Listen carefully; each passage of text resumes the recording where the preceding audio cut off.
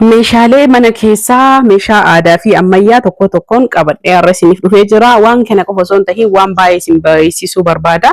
Assalaamu alaikum warahmatullahi wabarakatuh. Ashama harka fuunee amantiif kutaan osoo waliin qoodin baga jiraattanii. Jalqaba irratti viidiyoo kana laayik godhaa seenaa. Itti aansuun ammoo tuyyuu namni subscribe hin goone subscribe gochuudhaan viidiyoo kiyya eegala. Xumura viidiyoo laaltanii yoo jettan waan isinitti toleen yaada koomentii jalannaa barreessa. Akkuma argaa jirtan kana jechuudha. Namootiin hedduun waa'ee rakabootii ittiin rakkachaa jirtanii kana jechuun kiyya yoo rakabootiin Dubaayii tokko 30,000 bitame viidiyoo irratti 30,000 argitan kasanii gadi hin jiru jettan barbaadan rakabootiin 500 illee ni jira. Rakabootii tahee fi miti akkuma namni nama tahee fi osoo hin tahini namni namummaa wal caalu meeshaalee meeshummaa wal caala isa kana akka tokkoffaa adda baastanii naa hubattan barbaada. Fakkeenyaaf rakabootiin Dubaayii Chaayinaa tahee forjidiin ni jira haga qarshii 18,000 jidduu 20 akkasuma 15,000 irraa eegalee ni jira jechuudha. Kana jechuun kiyya baay'ee qorqorroo kan ta'ee fi laafaadha. Asii kan argitan kunni baay'ee widdii kan hin taane dura 23 haga jidduu 27 kan ture ammas jechuudha 27 irraa haga jidduu 33 kan hin dabarre. Kana jechuun Dubaay oriijinaalaa Suudii oriijinaalaa achirraa dhufe kallattiidha. Itti aansuun ammoo saayiziin isaallee hedduu babbareedaa fi fusuusni isaa hedduu kan namatti tolu. Rakabootii kana qofa osoo hin tahiin saarbiisiilee feermuuziidhaan meeshaalee kwaalitii ta'ee fi babbareedan hedduutu jira. Kanaaf hundi isaa sadarkaa qaba. Saarbiisiin sadarkaa qaba. Isinii galaa jira miti. Sahaniin zirgiin hatta lauma karajiin sadarkaa qaba. Kanaaf meeshaalee asitti argitan kana ammootu sa'aatii kanatti dhufee waan argamuu fi iskiriinshoot yoo gootanii jettan argachuu dandeettan. Kana qofa osoo hin tahiin meeshaalee babbareedaa tahee fi meeshaa mana keenya keessatti nu barbaachisan har'a majliisa garaagarummaa fi akkasuma mootuyyuu majlisni abbaan 30 abbaan 40 meeqa qarshii meeqa garaagarummaan isaa maali jedhe nama hedduutu ittiin rakkata. Jalqaba irratti rakabootileen jechuudha meeshaa isaa guutuu waliin qarshii meeqa nu fixa yoo jettan hundi isaa garaagara. Siniin 5,000 irraa eegaltee haga 7,000 jirti. Akkasuma mootuyyuu rakabootiin jechuudha 27,000 irraa eegalee haga 30 haga 40 wayiillee jira. Isa qofaa miti meeshaa aadaallee kunoo dheengadda narraa fudhadhaa jedhee wanni isin cinqee fi akkanatti kabraa dhufe kabraa daraddaraa jirra. Oolumaa kiyya asumaan akka argitanii kabraa kenna kabras daraddarraa hordoftootaaf kabajamtoota kiyya asitti kan isiniin jedhu yoo jiraate jalqaba irratti jechuudha ni geessitaa warri jettan barbaajaajidhaan isiniif ergina magaalota keessa yoo taatanis tahee mannahaarallee isiniif ergina qe'ee keessanii makiinaan kallattiisan taananii meeshaa aadaa guutuu isiniif ergina dirqama dhuftanii fudhachuun qabdanii haga ammaallee namni dhufee fudhate baay'inaan hin jiru. Warra tokko meeshaan baay'ee yoo ta'e ammoo nama barbaachisa. Itti aansuun waa'ee majliisaati. Majliisni isin asitti argitan kuni abbaa 40 boondidii oriijinaalaan dalagamee kabahe. Asii kan argitan ammoo abbaa 40 mukaa fi gubbaan isaa isboonjiin kabahe jechuudha. Lachuu garagara isinii galee carqiin tokko hiriyoonni tokko tuun mukaan ajajatte tuun ammoo tuyyuu boondidiin ajajatte. Asitti ammoo diizaayinii masaniini abbaa 20ti. Hundi isaa qarshii meeqa meeqa ka jettan hordoftootaaf kabajamtoota kiyya fakkeenyaaf jechuudha abbaan 20 calanqisaan kun yoo kun ammootuyyuu 16,000 tahee diizaayinii dabalate taananii 17,18 galuu danda'a. Akkasuma abbaan 30 jechuudha abbaan 40 boondidii haga qarshii 20,000 wayititti deemaa jira. Walumaa galatti boondidiin tokkoffaan oriijinaalli sa'aatii kanatti qarshii 17,16 irraa eegalee haga qarshii jidduu 23,000 jira. Kana jechuun kiyya akkuma isinitti himee jedhee majliisni diizaayinii gara 9,19 jira. Isinii galaa jira miti naa hubadha. Boondidii oriijinaala tahee soofaanillee ni jira.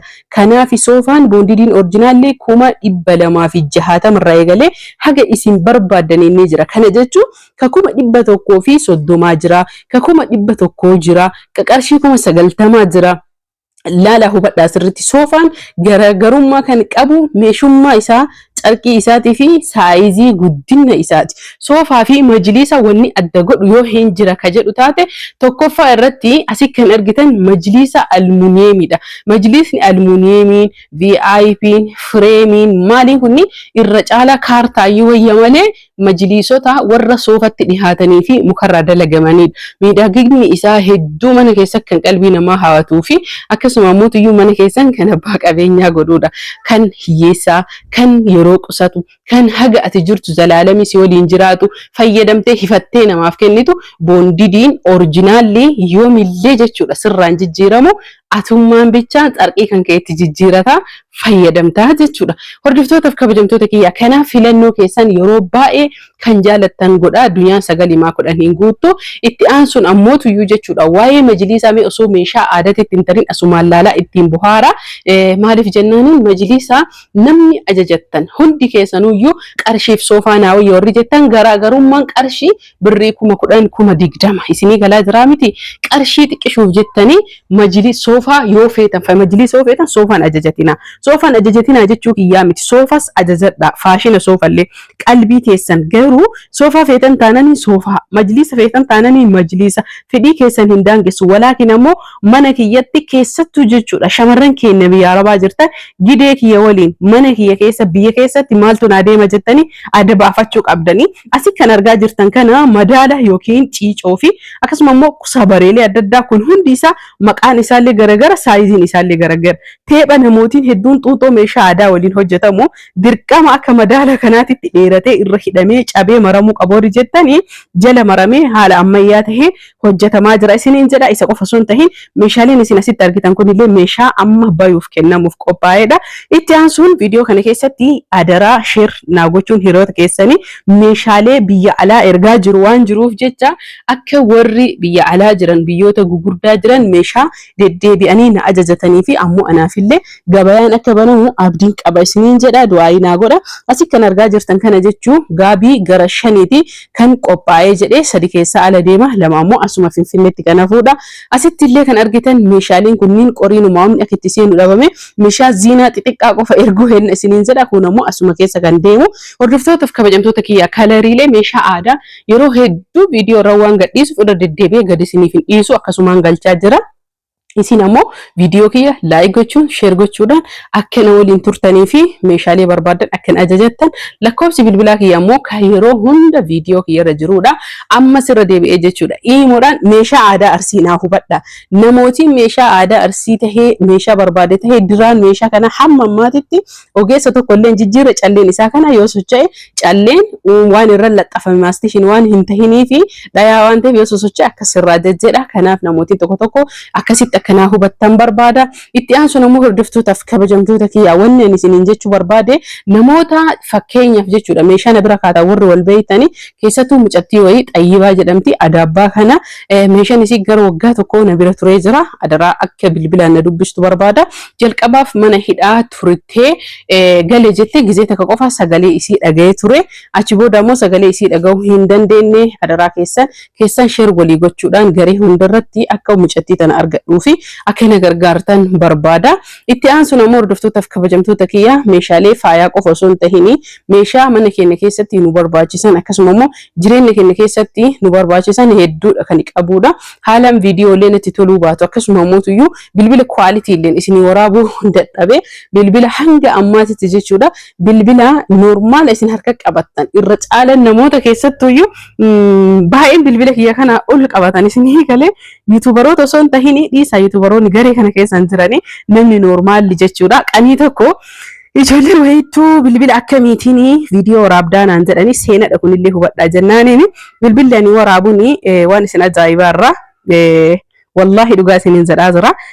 Galaxy A15 ture isinii galee jennaaniin isaa fi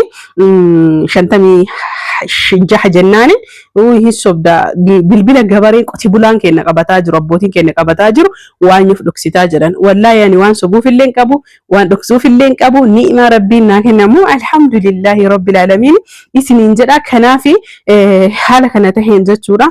Isin ammoo hamilee namaa ta'uudhaaf viidiyoo laaltanii laayik gochuun warri subscribe goone subscribe gochuun uummata akka illee wanni isinirraa hir'ataa fi wanni argitanii isinirraa isiniif dabalaa tokko illee jiru. Warra TikTokidhaan wal arrabsu warra hicciitii namaa bakka silaa rabbiin subhaana wa ta'ala dhokfadhaa jedhe dhoksaa mara gabbaasee TikTokii irratti wal agarsiisu jala teettanii taap gootanii akkasuma immoo tuyyuu sheer gootanii nama meeqa irratti giiftii kennitanii fi ka ifaajatee ka xaaratee ka lallabatee rooba osoo hin jedhin caama osoo hin jedhin nam tokko amansiisuuf jechuudha. Naa hubattaniini nam tokko amansiisuuf yookiin immoo asi amanuudhaaf namni naa hubadhaa sirriitti meeshaa tokko jechuudha akka waan oomisha rabbiin kenna kun subhaanallah nama akka tokkotti hin uumne kaan dheeressee kaan gabaabsee kaan furdisee kaan qal'isee kaan ammoo tuyyuu funyaan kennee fi kaan fungaa godhee kaan fuula isaa miidhagsee kaan ammoo hir'isee uumee jechuudha kanaaf akkasitti hojiin ammoo sanin gahu harki namaa namtolcheedha sanin gahu sinin jedha viidiyoo kanarra isin dheeressu waan hin barbaanneef viidiyoo kan akka jaalattanii view isaa ol baastanis abdiin qaba anillee ammoo isin jaaladha